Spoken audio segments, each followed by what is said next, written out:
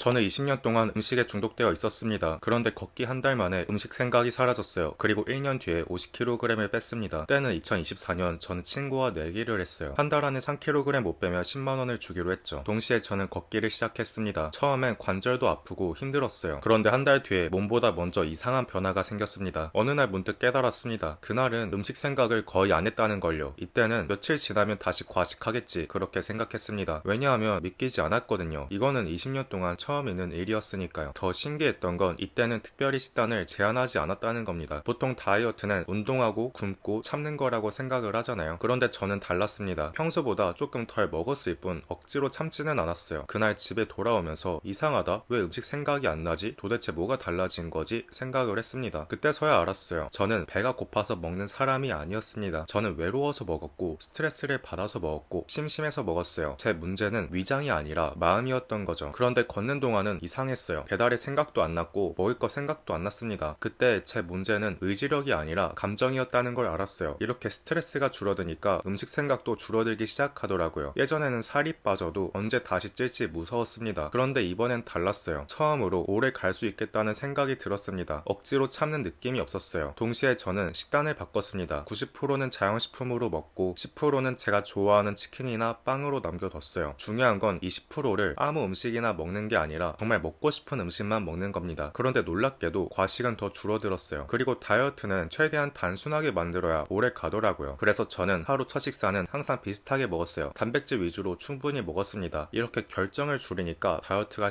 쉬워지더라고요. 걷기도 똑같았어요. 저는 쉬는 날을 만들지 않았습니다. 오히려 매일 걷는 게 더 쉬웠어요. 선택지가 생기면 계속 미루게 되니까요. 시간이 지나면서 체중은 계속 줄었습니다. 그리고 저는 과식을 안 한 날마다 체크 표시를 했어요. 그 기록은 10일이 됐고 30일이 됐어요. 그리고 100일째 체크를 하던 날에 저는 한참 동안 종이만 바라봤습니다. 이게 살 빠진 것보다 더 놀라웠어요. 20년 동안 과식을 안 한 기록이 100일이나 이어진 적이 없었거든요. 그리고 어느 순간 깨달았습니다. 저는 과식을 참는 사람이 아니었어요. 과식을 하지 않는 사람이 되어 있었죠. 그 순간부터 다이어트가 너무 쉬워지더라고요. 그리고 그 변화는 체중에도 그대로 나타나기 시작했습니다. 결국 저는 1년 만에 50kg을 감량했죠. 저는 20년 동안 살을 빼려고 했습니다. 그런데 진짜 문제는 살이 아니라 과식이었어요. 살을 빼려고 하지 마세요. 먼저 과식부터 멈추는 방법을 찾으세요. 그러면 저절로 빠집니다. 만약 다이어트에 성공하고 싶으신 분들은 제가 실제로 했던 방법을 정리해뒀거든요. 필요하신 분들은 이 영상의 고정 댓글 링크를 확인해주세요.